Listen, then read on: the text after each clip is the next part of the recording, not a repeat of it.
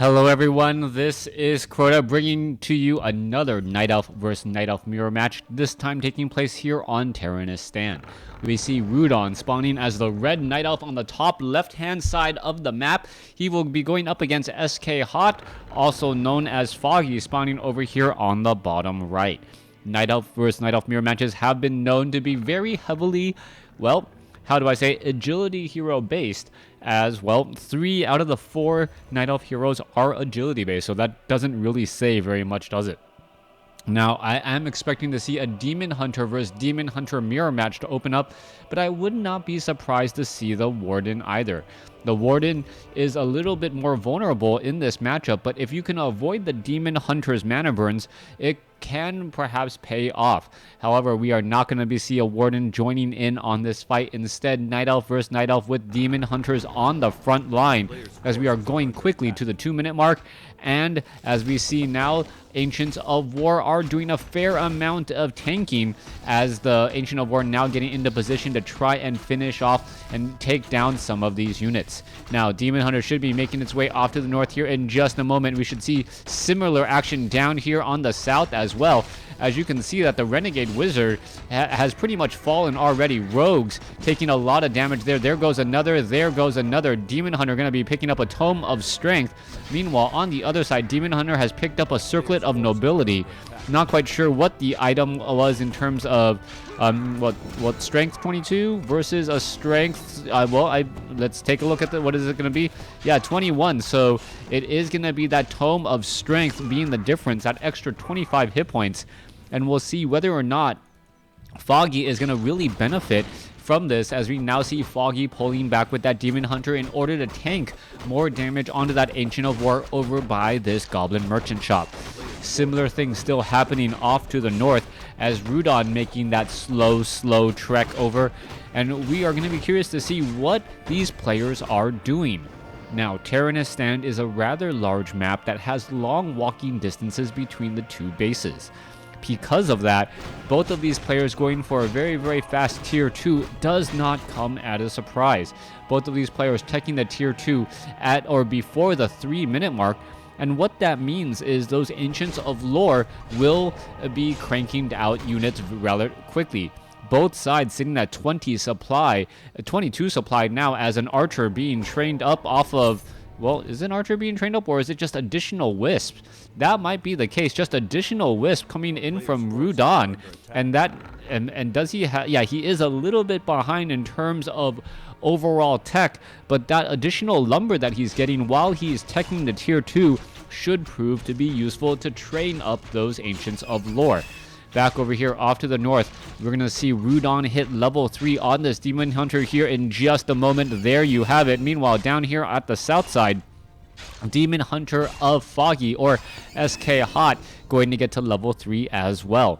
Staff of Teleportation, Boots of Speed on one of the heroes. Meanwhile, you can see that Rudan has opted not to pick up the Staff of Teleportation, but I do believe he has fairly strong items overall. The Lightning Shield can prove to be useful, as both of them do exchange mana burns, and now just trying to run away. All right, that additional 0.6 armor, a little bit of additional damage. Mana burn does come across, and unable to mana burn there. That is going to be a big issue, as the Demon Hunter now trying to run away. Foggy in a bit of trouble, as Rudan is doing a bit of chasing.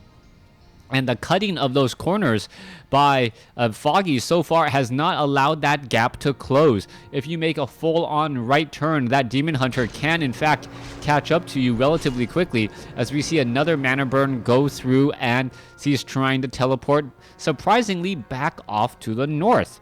Alright, Demon Hunter now hiding back down over here. Why not teleport down to your Moonwells, unless you were perhaps trying to do a bit of scouting? The Demon Hunter going to come across over here. There is the scout, drink some Moonwell juice, and now back on his merry way.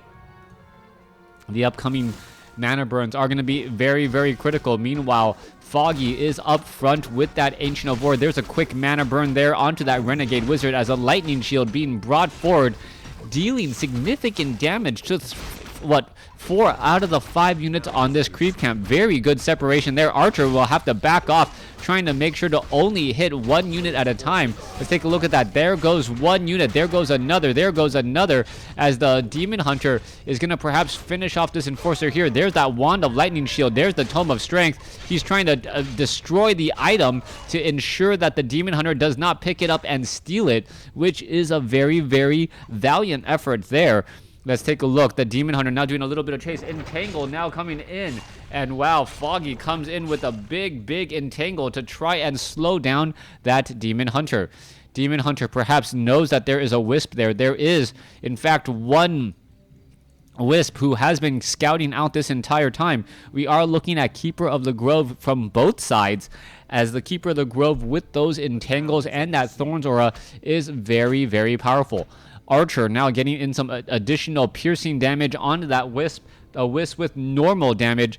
I don't even know. Do Wisp have a physical form for archers to really shoot? I don't know. If I wouldn't know. Apparently, if you can hit a Wisp with an arrow, then yes, you can. As we now see an Entangle go down on Foggy's Keeper of the Grove. Foggy's Keeper of the Grove gonna make it away ever so barely, as we might see an Entangle go down there. No Entangle. Meanwhile, back across over here inside the base, are we gonna be seeing well, nope, no chasing. The Keeper of the Grove down off over here has a good amount of mana, but these Moonwells are going to be relatively dry in the upcoming fights. This maxed out Moonwell, surprised that this Moonwell was not taken from, instead taking from the Moonwells that were already relatively dry, and that could pose a problem as well, as we are now going into Daybreak.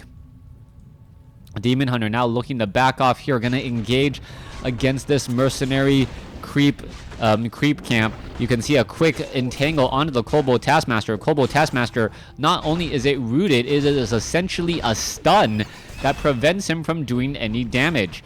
He is not able to engage in any of the fighting shenanigans, as the Kobold Geomancer may end up falling here as well. Tome of Intelligence +1. Keeper of the Grove gonna quickly read up on that, dealing an extra point of damage, as the remaining Kobold Geomancer now taken out. Keeper of the Grove of Rudan still walking back to his base off over here. Let's take also looking at the Ancients of Lore. We are looking at those Druids of the Claw being trained up. Now, surprising that the Mastery training was not already being added there, as we entangle a Keeper of the Grove getting really caught out of position. That was going to be a bad position for it to be in, as we may end up losing a Dryad. Dryad number 1 does end up falling. Keeper of the Grove now has Thorn's Aura. Very big deal, as the Demon Hunter now gets a rejuvenation, or sorry, the Druid of the Claw gets a rejuvenation off, only to end up falling. Foggy is in a dominant position at this point, and even though he's taking a little bit more mana burns, he is in a relatively good spot. All right, let's take a look back over here. Keeper of the Grove, it looked like he used a Wand of Mana Stealing. That's not even a word. No, Demon Hunter used a Wand of... what hero used a Wand of Mana Stealing? All right, there you go. Demon Hunter down over here used a Wand of Mana Stealing, and may have been able to get off a mana burn somewhere, but he looks relatively low on mana, as Foggy is going to use this time to try and regroup his army. Orb of Venom quickly picked up. Goblin Zeppelin now ready to go. A lot of Druids of the Claw inside that Zeppelin, and this is going to be an interesting point. I believe Foggy is going to move off either down over here or down over here, unload, transform into the Druid of the Claw, into that bear form before trying to engage.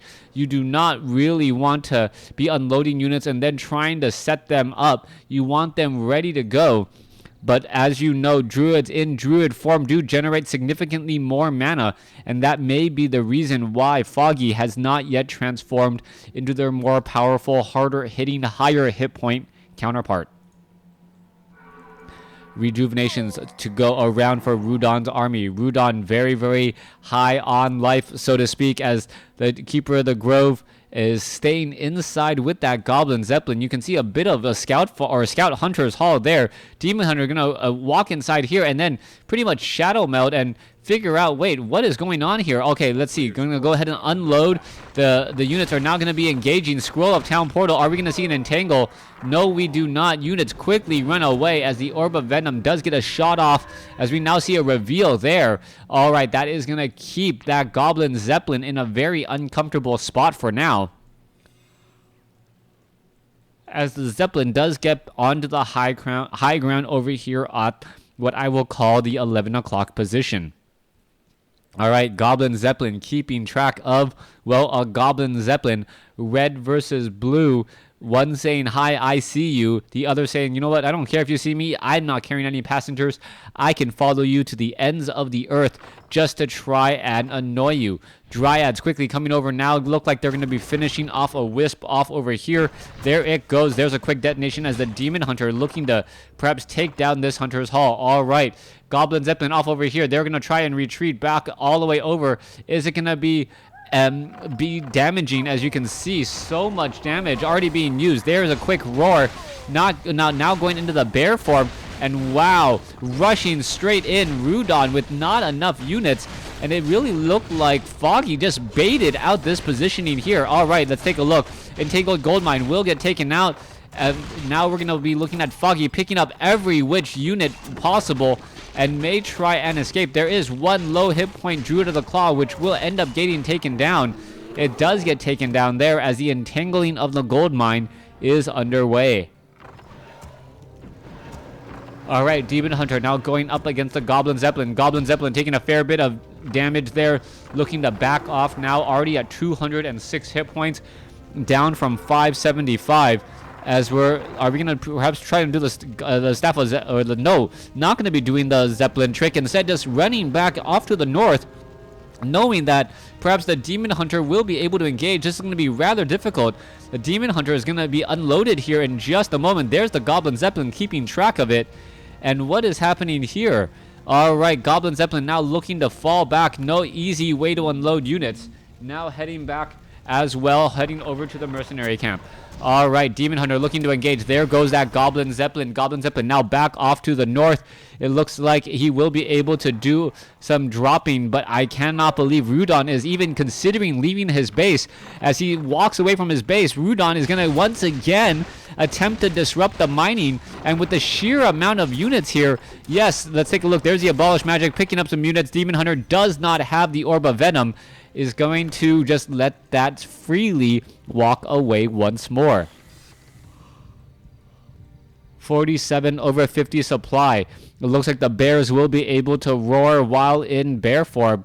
You can see his Goblin Zeppelin now unloading again, quickly just picking up units, dropping them off. And the reason why this is all still very, very beneficial is Foggy has his expansion up, and it's going to just be a matter of time before Wisp are jumping inside that entangled gold mine to benefit from that additional gold. 51 over 70 supply. Current amount of gold being harvested is actually less than his opponent, even though he does have the expansion. There goes a mana burn. Wisp trying to run inside here. It looks like more gold will be mined out. There goes an entangle, but the Creeper of the Grove quickly sends the Druid of the Claw back inside the belly of the Zeppelin, as we're still looking to figure out who's going to be able to win out on this fight.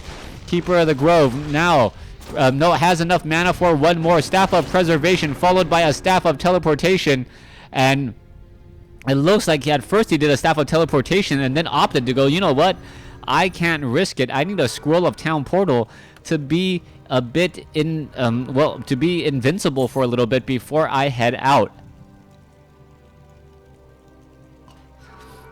Demon Hunter regenerating hit points, sitting at 61 over 70 supply, going up against 45 over 50. The expansion is up. Wisp are being added in. That is that 10 additional supply. Isn't going to have a big enough impact, as the Tree of Life now fighting back against the Demon Hunter, the Dryads, and the Bears. All right, Demon Hunter now looking to back off. Are we going to perhaps see a mana burn? No mana burn as of yet. Why aren't we seeing that? There you go. Now finally mana burning there, as we see more damage being brought over. All right, there's a quick roar. Units are engaging. Demon Hunter going to be able to finish off Rudan's Demon Hunter. There it goes back home, as the last minute Staff of Preservation by Rudan does save it. But even though you did win that small little battle of saving your Demon Hunter, that is going to be the game as Rudan loses Game 1 to Foggy. Thanks for watching. Thanks for listening. Hope you guys enjoyed Game 1. Please stay tuned for Game number 2.